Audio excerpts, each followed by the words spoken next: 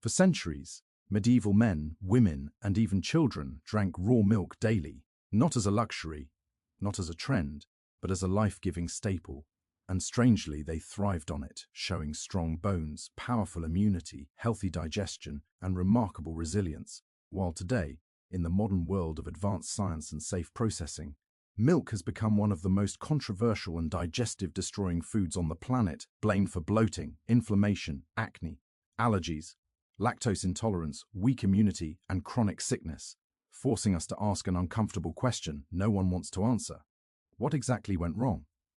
Medieval raw milk came directly from grass-fed cows, goats, and sheep grazing freely under the sun, untouched by chemicals, hormones, antibiotics, or industrial feed, consumed fresh, alive with natural enzymes, beneficial bacteria, fat-soluble vitamins like A, D, E, and K2, and powerful immune-boosting compounds that actually help the human body digest milk instead of fighting against it. While modern milk is stripped, heated, processed, standardized, homogenized, ultra-pasteurized, stored for weeks, transported for miles, and altered so aggressively that the living structure of milk is completely destroyed, turning what was once a nourishing whole food into a dead liquid that the human gut struggles to recognize, let alone digest, and medieval people didn't need lactose-free labels because raw milk contained lactase-producing bacteria that naturally help break down lactose inside the gut, whereas modern milk removes these bacteria and then blames the human body for failing to digest it,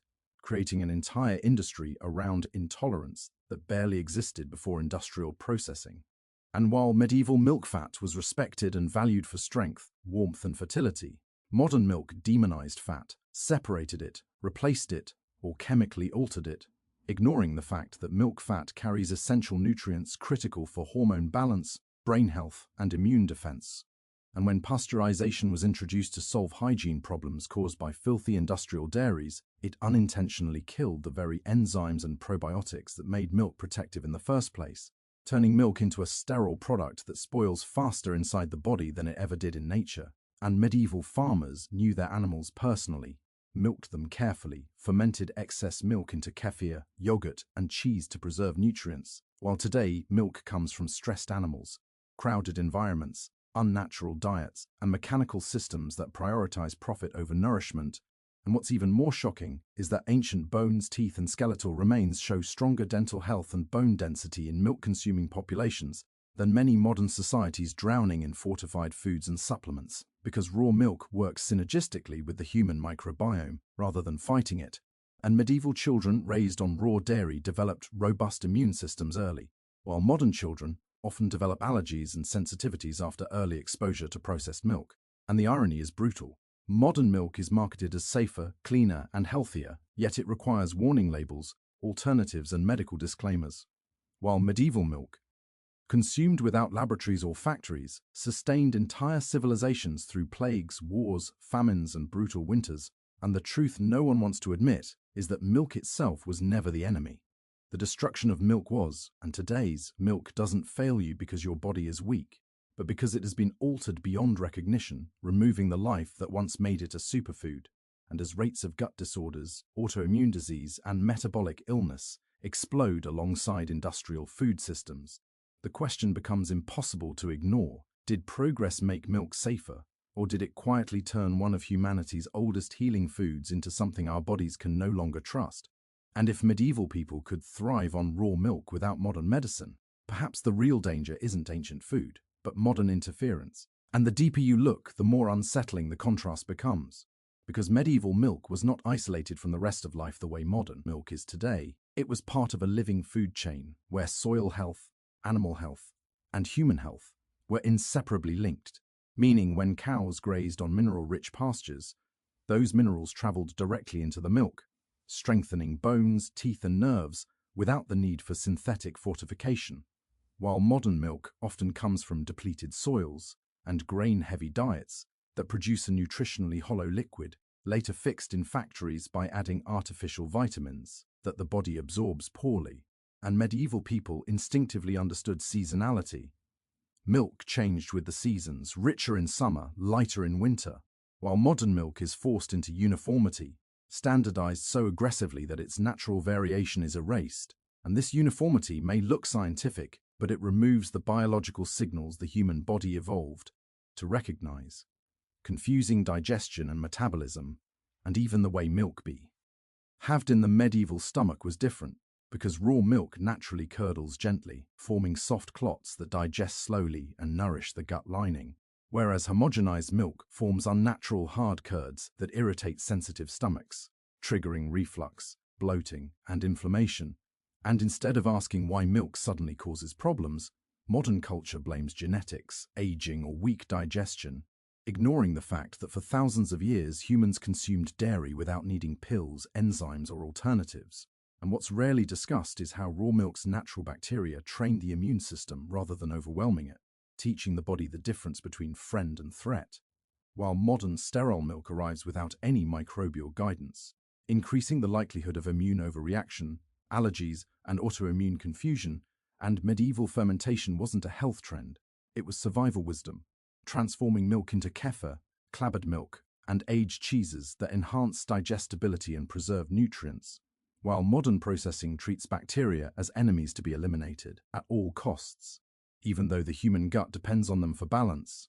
And the ultimate paradox is that modern milk must travel through cold chains, plastic containers, preservatives, and regulations to remain safe, yet still causes discomfort to millions, while medieval milk, consumed fresh and responsibly, sustained bodies under conditions far harsher than anything we face today. And this forces a final, uncomfortable realization.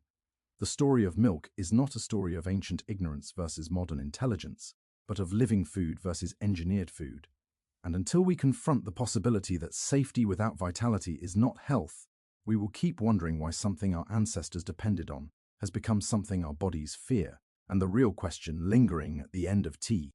His story is not whether medieval people were lucky, but whether we've become too disconnected from nature to recognize nourishment when we see it. And when you zoom out even further, the pattern becomes impossible to deny, because milk is just one example of a much larger truth about modern nutrition. When food is removed from nature, stripped of its living intelligence and rebuilt for efficiency, shelf life, and profit, the human body pays the price. And medieval people didn't need nutrition labels or influencer advice because their food still spoke the language of biology, while today we rely on charts, supplements, and medical explanations to compensate for what processing has taken away. And this is why modern milk often feels heavy, mucus-forming, and inflammatory to so many people. It enters the body as a foreign substance, rather than a cooperative one, forcing the immune system to react instead of relax. And studies of traditional societies that consumed raw or lightly processed dairy show lower rates of asthma, allergies, and digestive disorders compared to populations raised on ultra-processed milk. Yet, instead of learning from these patterns, modern systems dismiss them as unscientific because they don't fit industrial models. And medieval milk wasn't consumed in isolation either. It was paired with sunlight, physical labor, whole grains, and fermented foods, creating a metabolic environment where nutrients were actually used rather than stored or wasted, while modern sedentary lifestyles combined with processed milk overload the system, contributing to insulin spikes, fat storage, and chronic fatigue. And the cruel irony is that modern milk is often marketed as essential for health, especially for children, while simultaneously being one of the first foods removed when health problems arise, replaced by almond, soy, or synthetic alternatives that attempt to imitate what real milk once naturally provided. And this substitution culture masks the real issue, not that milk is bad, but that modern milk is incomplete, biologically disconnected, and metabolically confusing.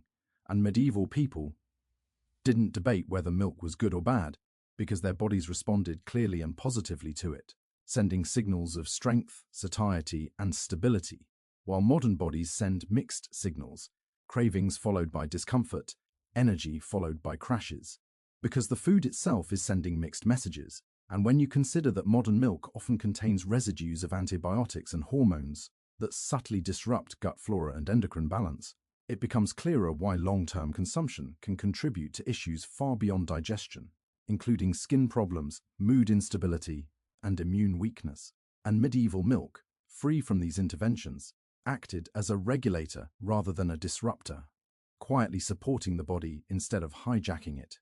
And perhaps the most uncomfortable truth of all is that modern society prides itself on longevity and medicine, yet depends heavily on pharmaceuticals to manage conditions that were once rare in dairy-consuming cultures, suggesting that the cost of convenience may be greater than we're willing to admit.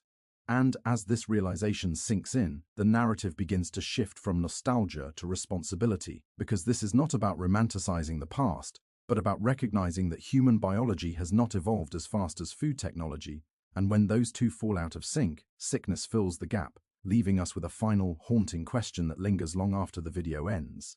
If medieval raw milk could nourish entire generations without laboratories, warnings, or alternatives, then what does it say about a system where the safest milk is the one our bodies struggle to tolerate the most? And once that question is asked, it refuses to leave the mind, because it exposes a contradiction at the heart of modern life. We have more control over food than any civilization in history, yet less confidence in how our bodies respond to it. And medieval people trusted milk because it came from a system they could see, touch, and understand. Healthy animals, open land, immediate consumption.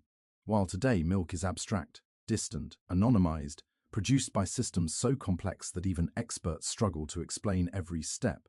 And this distance breaks trust at a biological level, because the human body evolved to respond to freshness, variation, and microbial richness, not uniformity and sterility. And when raw milk entered the medieval body, it arrived with signals of life, enzymes that sparked digestion, bacteria that communicated with the gut, fats that nourished hormones.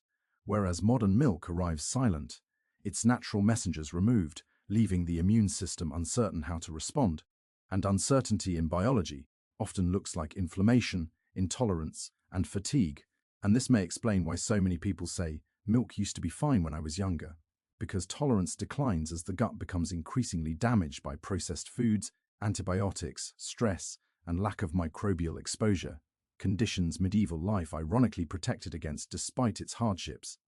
And instead of repairing the gut, modern solutions often remove milk entirely, treating the symptom rather than the cause, while medieval diets unknowingly protected gut integrity through constant exposure to beneficial microbes and whole foods. And even the ritual of milking and consuming dairy created a rhythm between humans and animals that reinforced respect and responsibility, while modern consumption is detached, transactional, and unconscious. And this psychological separation may seem irrelevant, but emerging science shows that stress, perception, and expectation dramatically affect digestion, meaning when milk is consumed with fear, doubt, or past discomfort, the body prepares for conflict rather than nourishment. And medieval milk carried no such fear. It was familiar, trusted, and essential. And perhaps this is why modern milk feels heavy not just in the stomach but in the mind, burdened by warnings, debates, and alternatives. And the tragedy is that instead of improving milk, modern systems redesigned humans to adapt to damaged food, asking us to swallow enzymes, buy substitutes, or accept discomfort as normal, when historically, food adapted to humans, not the other way around. And as chronic illness becomes the background noise of modern life, the story of milk becomes a symbol of a deeper loss, the loss of harmony between nature, nourishment, and the human body. And the final realization hits quietly but powerfully. Medieval raw milk was never magic.